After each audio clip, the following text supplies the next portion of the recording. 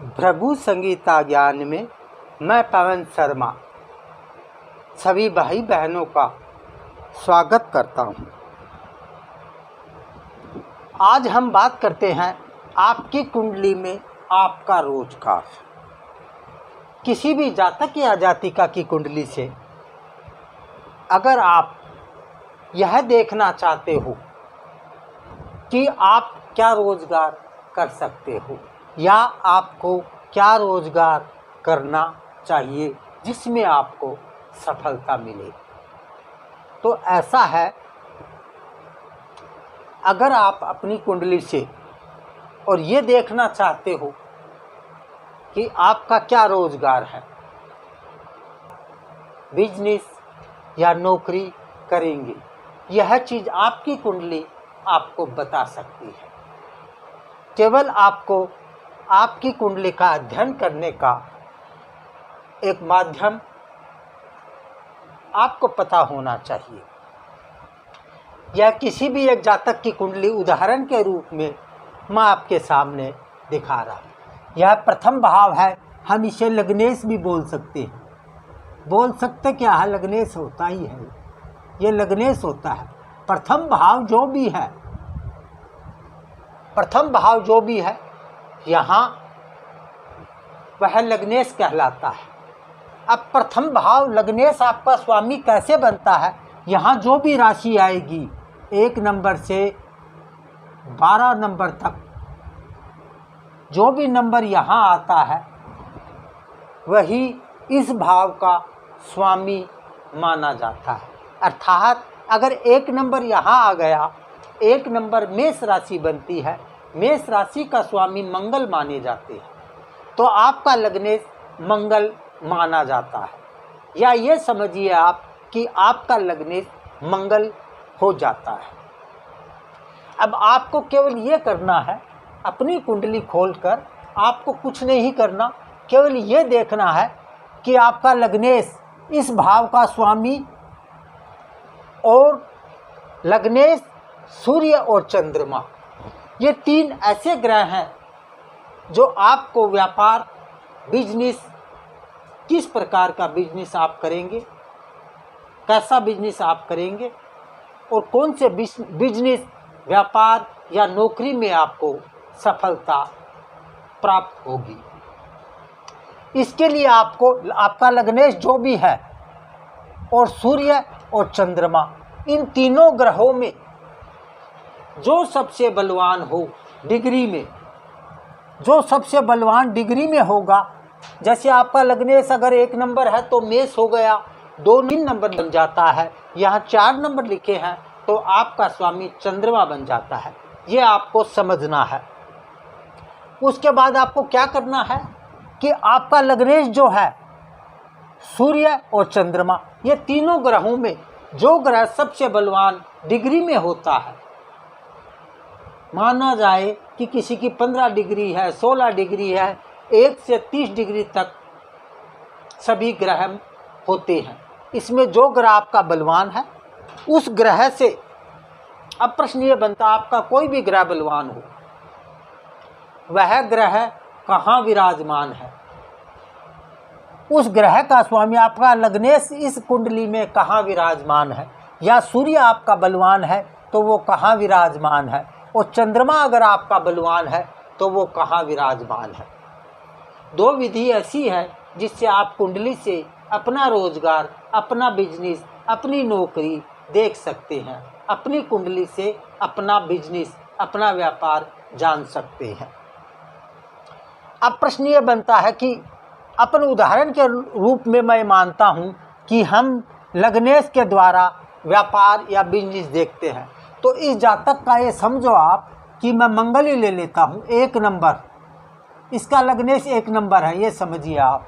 1 number मालिक जो है, जिसकी राशि मेष होती है, उसका स्वामी मंगल होता है, तो आपका मंगल, समझ गए आप, एक तो आपका मंगल हो गया जो आपका लग्नेश है, प्लस सूर्य और चंद्रमा, इनमें सबसे ज़्यादा जिसकी डिग्री हो और वो कुंडली में कहाँ बैठा है, मैं मानता हूं कि लग्नेश की डिग्री सबसे ज़्यादा है, या मानो लग्नेश सबसे ज़्यादा बलवान है, और आपका लग्नेश यहाँ विराजमान है, मंगल यहाँ विराजमान है चौथे भाव में। अपन को केवल रोजगार के लिए बता रहा हूँ। अब यहाँ मंगल विराजमान है, आपका लग्नेश सबसे ज़्यादा बलवान है, तो यहाँ से आपको गिनना है 1 2 3 4 5 6 7 8 9 और 10। 10 नंबर पे कोई भी राशि हो तो यहाँ 10 नंबर पे राशि आती है मेष।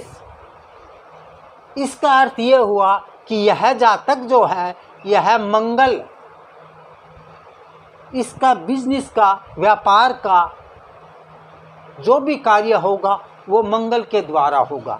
अब प्रश्न आपका ये बनता होगा, आप ये सोच रहे होंगे कि मंगल का क्या फल होता है। ये मैंने आपको विधि बता दी है। अब मैं आपको सभी ग्रहों के हिसाब से बताता हूँ। अगर आपका कुंडली में आपका ग्रह कौन सा बलवान है, दसम भाव में जो ग्रह की संख्या आएगी, ग्रह कहीं भी हो सकता है, संख्या से बोल रहा हूँ मैं। यहाँ मेष राशि आ गई, मंगल कहीं भी बैठा है, मेष राशि का जो स्वामी होगा वह आपका व्यापार का, बिजनेस का अधिकारी होगा, या व्यापार आप करोगे तो जीवन में आप सुखी रहोगे। प्रश्न ये बनता आपका कि अगर ये तो मंगल आ गया, मैं एक एक ग्रहों का, 8 ग्रहों का आपको बता देता हूँ। 7 ग्रह माने जाते हैं। राहु और केतु की कोई संख्या न होने के कारण उनका विवरण यहाँ नहीं आएगा। तो सबसे पहले मैं सूर्य से बताता हूँ आपको। अगर आपका सूर्य सबसे ज़्यादा कुंडली में मजबूत हो तो वह जातक डॉक्टर, वैद्य,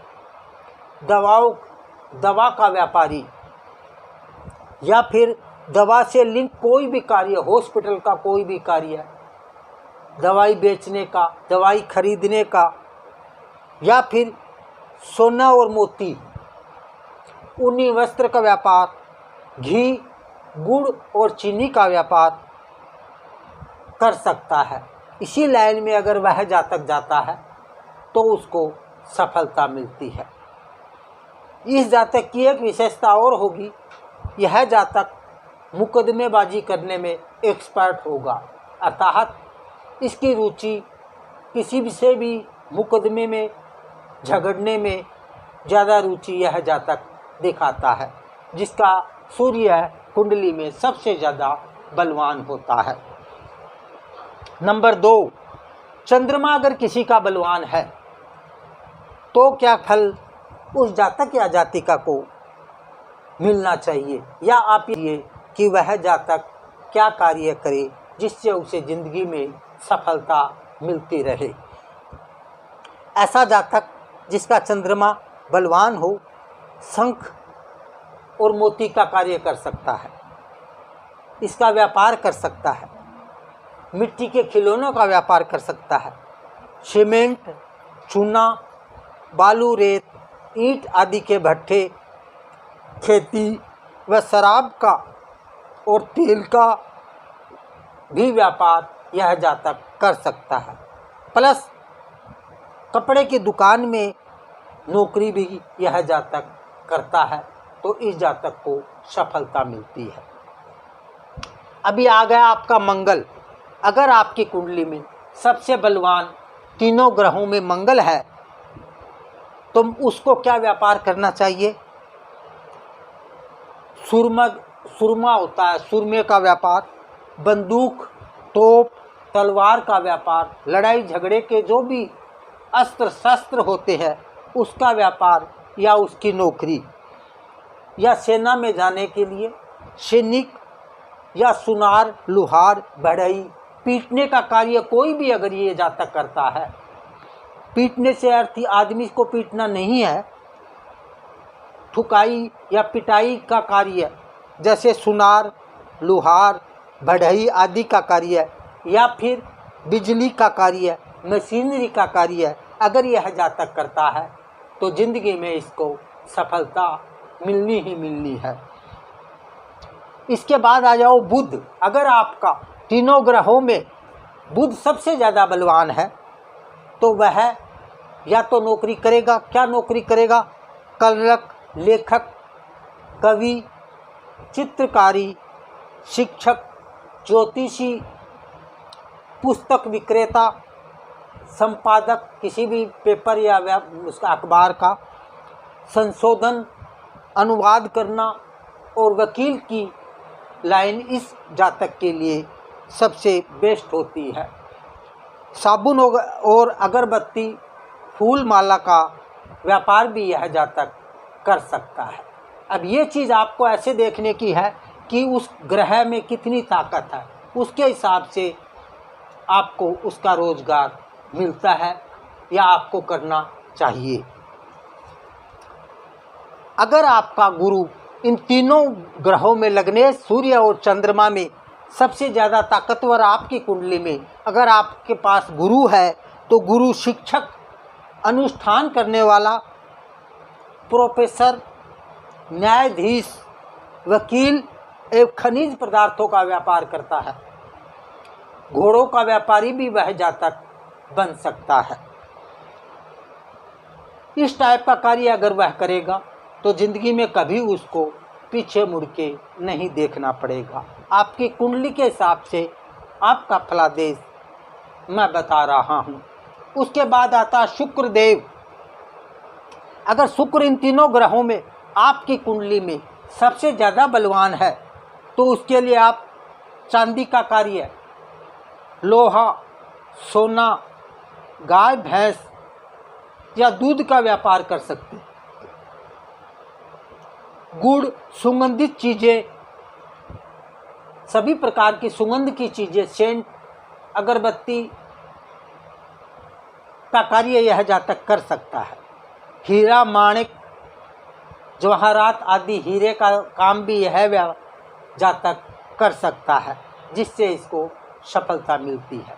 प्लस नाटक में, सिनेमा में पार्ट करना, पार्ट खेलना और शराब का व्यापार अगर यह जातक करता है तो ज़िंदगी में इसको पीछे मुड़ के देखने की आवश्यकता नहीं पड़ती है।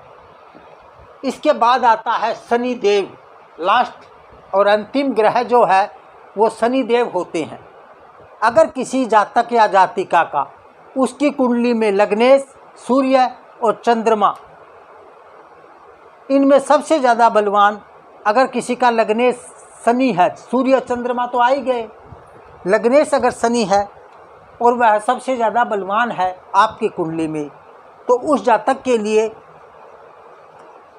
घूमने का व्यापार होता है। जैसे घूमने का अर्थ ये है, पोस्टमैन होता है, हलकारा वाला होता है, जो रास्ते में चलते रहते हैं, चलते हुए जो भी कार्य किए जाएंगे वह शनि जिसका बलवान होता है उस जातक को करना चाहिए और वह करता भी है, तो ही ज़िंदगी में उसको सफलता मिलती है।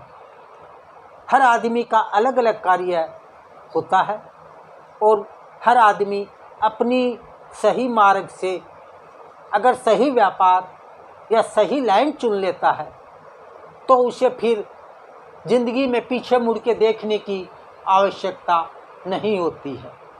और अगर वह गलत लाइन पकड़ लेता है तो फिर वो रुक रुक के चलना स्टार्ट हो जाता है। शनि जिस जातक का भी बलवान होता है कुंडली में, वह जातक हिंसा, प्रेस, खेती, बागवानी भी कर सकता है, कोरियर का व्यापार भी कर सकता है, पोस्टमैन और चपरासी भी बन सकता है, या फिर वह जातक मंदिर में नौकरी भी कर सकता है। बड़े बड़े मंदिर है, छोटे मंदिर है, जैसे भी है, संदेश वाहक जो होता है उसका कार्य भी किसी भी जातक या जातिका के अगर शनि कमज़ोर है तो किया जा सकता है। यह एक विधि है। दूसरी विधि यह भी है कि दशम भाव में कोई भी राशि जो होगी उसके स्वामी के हिसाब से भी रोजगार देखा जाता है। आपको मैंने इसलिए ये चीज़ बताई है, आप अपनी कुंडली खोलकर अपने आप ये चीज़ समझ सकते हैं और अपना रास्ता चुन सकते हैं। जय श्री राम।